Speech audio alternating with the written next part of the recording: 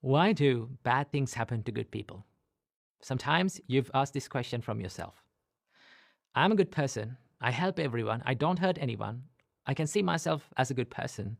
But still, why all these bad things? Why all these painful things, sufferings happen to my life? Why life always keep testing me always?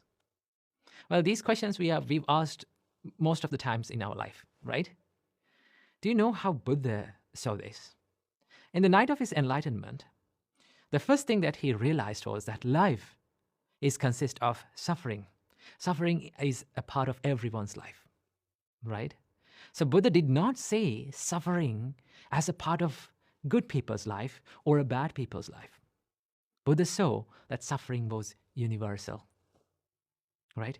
But when we face adversities in life, when we face these realities, like painful situations in our life, we think that the only person who is going through this suffering, the only person that is going through this difficulty is only me.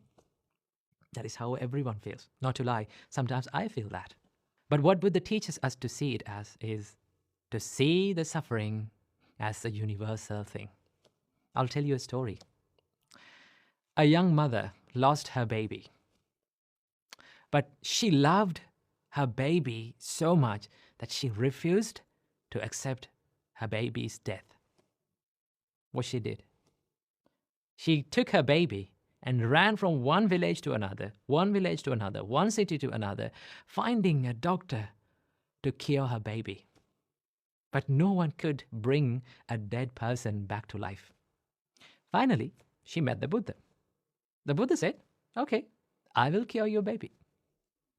But we need one medicine to do this. Can you bring it? Go and bring a handful of mustard from a family that no one has ever died." So the mother was so much happy. She thought that she could find this easily. So she ran to the village and went to the first house that she found and asked, "Do you have a handful of mustard that I can get?" Then when the householder was about to give the handful of mustard, she said, "Has anyone died in your family?" Then they said, "Oh, my uncle died last year." Then she said, "I don't want your mustard." She went to the next house and she got the same answer. Someone had died. She went to the other one. She went from one house to another and she went through the whole village. The only word that she heard was, "Someone died." Death.